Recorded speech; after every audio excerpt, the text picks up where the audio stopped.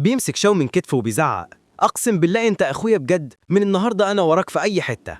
بس شاو بيبتسم ابتسامة هادية ويقول له: اهدى يا عم، مفيش داعي للمبالغة. يبص على إيده بإعجاب والابتسامة بتزيد. دم التنين الرعدي متوافق معايا بشكل مذهل، قوتي زادت فوريا.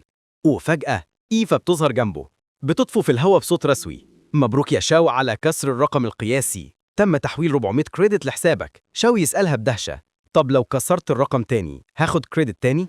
فترد عليه ببرود قالي: المكافأة للمرة الأولى فقط، لكن تقدر تكسر أرقام المستويات التانية. يبص شاو على الأعمدة الأربعة بتوع باقي الفئات ويبتسم: تمام، هكسرهم بعدين. وفي نفس الوقت ليو بقى مروج رسمي، بيدور على البنات في الساحة وهو بيقول بفخر: شايفين صاحبي ده اللي كسر رقم المدرسة. البنات بيتجمعوا حوالين شاو زي النحل، واحدة بتقول: تعال أعلمك تستخدم المعدات، والتانية: انضم لنادينا، محتاجين حد زيك. شاو شكله تايه بين الزحمة، بس ليو بيسحبه بسرعة: تعال نزوغ على أوضة التدريب الخاصة قبل ما يغرقوك أكتر. في بيت المعلم الكبير يانج، الراجل بيشرب شاي بهدوء، بس تلميذه الكبير ليو مينج بيوريه الموبايل وهو بيضحك: شوف يا معلمي، أخونا الصغير بقى ترند في منتدى الجامعة. يانج يبتسم يهز راسه: يا ولد، كان المفروض يرتاح بدل ما يروح يكسر أرقام. ليو يفكر في ماضيه ويتندم: فاكر لما كنت في المرتبة الأولى لسه وضربة إيدي كانت 3500 كيلو بس؟ الواد ده تخطاني بمراحل، ده مش طبيعي. وفي مكان تاني، في شقة فخمة مطاقة بضوء خافت، شاب شعره أسود وجاكيت بني بيبص في الموبايل، وعينه بتتحول لغضب، يضرب بكفه على الرخامة والكوباية بتتكسر. اللهب البرتقالي والبرق الأزرق بيولعوا في إيده: شاو، جيت العاصمة المحجية كمان؟ هو السبب إني ضيعت اللقب في مقاطعتي وبقيت أضحوكة. المرة دي هاخد كل حاجة منه. نرجع للشاو في أوضة التدريب، قاعد بهدوء ماسك سكينة صغيرة، يبص على إيده: 5 أيام من التمرين المتواصل من غير نوم ولا أكل، ولسه عندي طاقة. نجرب متانة الجسد الجديد. يجر السكينة على كفه، بس بدل ما تجرحه تصدر صوت معدني خفيف. الإيد ما فيهاش خدش، بس علامة بيضة بسيطة. يضحك بدهشة: جسمي بقى صلب زي سبيكة من الفئة إي. فعلا تقنية التصلب الرعدي تستحق تصنيف اس. وفجأة الباب يتفتح بقوة، ليو داخل بيزعق: شاو، المنتدى مولع، الكل عايز يتحداك. شاو يبتسم بخبز. جامعة العاصمة فعلا مليانة روح منافسة. لكن ليو يرفع الموبايل غاضب: سيب لي الناس دي، أنا هرد عليهم واحد واحد. شاو يضحك ويهدي صعبه: سيبك يا عم، مضيعة وقت، أنا عندي حاجة أهم، رايح مكتبة تقنيات القتال. بعد شوية يوصل لمبنى المكتبة، ضخم جدا وحديث. يمد ايده قدام المسح البصري فتظهر دائرة برتقالية بتوهج. يا سلام، حماية من الطراز الحالي. يفتكر إشاعة إن نائب مدير الجامعة المستخدم الأسطوري من المستوى التاسع هو اللي بيحرسها بنفسه. يمر من البوابة بعد ما المسح يتم، يدخل القاعة الضخمة، تستقبله 3 موظفات اللي في النص تبتسم وتقول: أهلا بالطالب صاحب التصريح من الفئة اس، شاو جينج مانج، نساعدك إزاي؟ يبص لهم بدهشة: إزاي عرفتوا اسمي؟ ترد عليه بابتسامة دبلوماسية: اللي معاهم تصريح اس نادرين جدا، ولما بتسجل النظام بينبهنا فورا. لكن في عقلها كانت بتقول لنفسها: تصريح اس ده مستقبله مضمون، لازم أتعرف عليه كويس. يرد شاو: أنا عايز تقنيات قتال خاصة بعنصر البرق، أروح أنهي دور؟ فترد الموظفة: الدرجات بي وتحت في الدور التاني والتالت، بس الأعلى موجودة في قاعة خاصة في الدور الرابع. وتبتسم وهي بتقول: اسمح لي أرافقك بنفسي. يصعدوا سوا للدور الرابع. القاعة هناك شبه خيال، في النص جهاز اي صغير بيطفو في الهواء. بيقول له بلطف: لما تختار التقنيات اونلاين هيتم جلب النسخ الأصلية ليك، بس خليك حذر وانت بتتعامل معاها. شاو ياخد نفس عميق ويقول بصوت عامل مليان حماس: اعرضي لي كل تقنيات البرق من الفئة بي وفوق. فجأة الغرفة تملى بشاشات هولوجرام زرقاء، كل شاشة فيها تقنية مختلفة. عينيه بتلمع بس يقف عند 2. الأولى إرشاد رعد السماوات ال10,000 سجن، تصنيف اس، بتخلق مجال عاصفة رعدية عملاقة بس محتاجة مستخدم من الفئة ال5. والتانية غضب رعد، تصنيف اس، بس برضه محتاجة مستخدم من الفئة الرابعة. شاو يبتسم بانبهار: الجامعة غنية جدا، ده حتى النسخ الأصلية هنا. لكن لما يشوف الشروط تنهيدة تطلع منه. واضح إنه قدامي وقت قبل ما أوصل للمستوى ده، دلوقتي أتعلم إيه رانك الأول. يسحب ورقة توصية من معلمه يانج جانتيان ويفتح القايمة. بعينين مركزة يختار 4 تقنيات: رمح الرعد للهجوم المباشر، بندقية الرعد المتسلسل لهجمات متتابعة، فلاش الرعد للحركة السريعة، سجن الرعد للتحكم والسيطرة. ويبتسم بثقة: بالمجموعة دي مفيش نقطة ضعف في أسلوبي بعد النهاردة.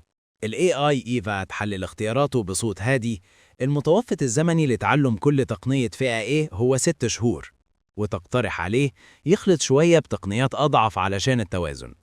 بس شو يبتسم ابتسامة فيها تحدي. مش محتاج، أنا هتعلمهم كلهم دلوقتي. بعد شوية الموظفة بترجع وهي شايلة 4 كتب فخمة لامعة، أغلفتها منقوش عليها دوامات برق ذهبي.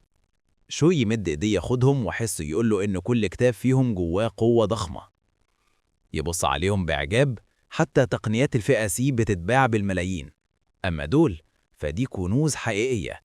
يفتح أول كتاب والغرفة تلمع بنور ذهبي يخترق عينيه. الطاقة اللي طالعة من الصفحات تخليه يحس إنه داخل عالم تاني، كأنه شايف بنفسه الشخص اللي اخترع التقنية دي. يبدأ يقرأ، عينيه بتتحرك بسرعة، لكن بعد ساعات ملامحه تتغير، عرق بينزل من جبهته وإيده ماسكة دماغه من كتر التركيز. صعب، فعلا صعب قوي، بس عينيه تفضل مشتعلة. يفضل مكمل صفحة ورا التانية من غير توقف. بعد فترة طويلة يسيب الكتب وياخد نفس عميق، يبص للسقف ويهمس. خلصت، ال4 كلهم. يركز في الهوا ويقول نظام، أضف نقاط. فجأة 4 إشعارات بتظهر قدامه في شكل ضوء أزرق. تم استهلاك 200 نقطة قوة خارقة. تم تعلم تقنية رمح الرعد المستوى الأولي. تم تعلم تقنية بندقية الرعد المتسلسل. تم تعلم تقنية سجن الرعد. كلهم اتحفظوا في لحظة واحدة. يستدعي لوحة حالته، يشوف التقنيات ال4 مكتوب قدامها المستوى الأولي. أما جسده فجسد الرعد الخالد لسه في الطبقة الأولى.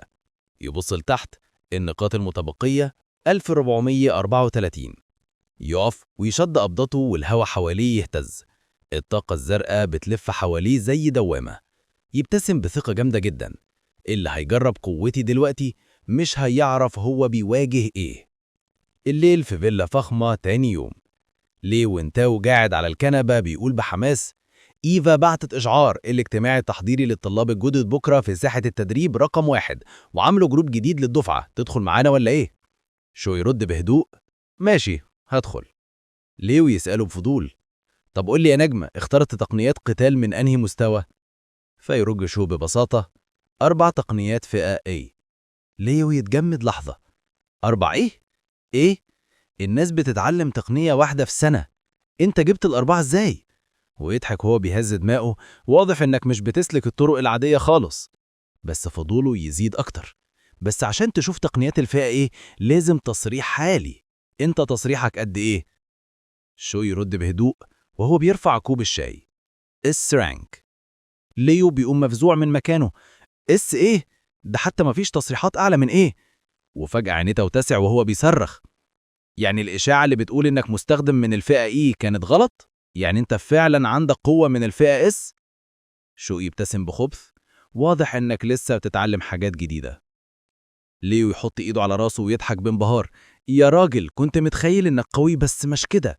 ده كل المتفوقين في المقاطعات التانية مجرد A رانك، وإنت S رانك.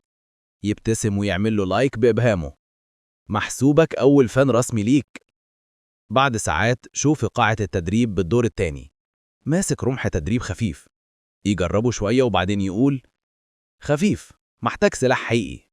يفكر رمح الأوبسيديان بتاعي من فئة F، مش مناسب لمستواي الحالي، لازم معدات جديدة. يقول إيفا افتحي المتجر. تظهر شاشات هولوجرام فيها أسلحة ورماح من كل الفئات من F لحد D. يختار رمح فئة E وزنه 210 كيلوغرام وبزة قتال وأحذية نفس الفئة، المجموع 237 كريدت. يبص للمبلغ اللي فاضل 382 كريدت بس، نص الرصيد راح في ثانية. بس عينيه فيها حماس. يمسك رمح التدريب، يبتسم ماشي لحد ما يوصلني الرمح الجديد، هتدرب نفسي على ال4 تقنيات دي الليلة. تاني يوم ساحة التدريب مليانة بالطلاب الجدد، صوت الهمهمات في كل مكان. هو ده شو جانج مانج اللي كسر رقم القوى البدنية؟ ده كمان المتصدر الأول على مقاطعة جنان. الكل بيبصله بانبهار لحد ما يظهر شاب طويل ضخم الخطوة، لي جو، المركز التاني من نفس المقاطعة. بيقرب وبيشاور عليه بصوت عالي قدام الكل. شو جينج مينج، أتحداك في نزال علني. الطلبة يصحوا على صوت الصدمة. ده لي جو، ابن مستخدمين من المستوى الرابع. بس يا حرام محدش فاكر المركز التاني. لكن شو ما يتأثرش، بهدوء تام يقول مش مهتم. ليو بيتجمد والجماهير تهمهن. ايه، رفض التحدي؟ لكن ليو جو يبتسم بمكر، يقرب منه ويقول له بنبرة خبيثة: سمعت إن عيلة خالتك شغالة في تجارة النباتات النادرة، وعيلتي أكبر زبون ليهم، ولسه عليهم أرض عندنا. يبص له بابتسامة تهديد. لو الفلوس ما اتدفعتش ممكن تحصل مشاكل. الجو بيتقلب في لحظة. شو يبص له بنظرة باردة، الهوا حواليه يبرد فجأة، وفجأة انفجار طاقة زرقاء غامقة بيملى المكان. الهالة بتاعته بتكتم أنفاس ليو جو. الناس كلها حست كأن وحش حقيقي واقف قدامهم. شو يتكلم بصوت منخفض لكن تقيل: انت بتهددني؟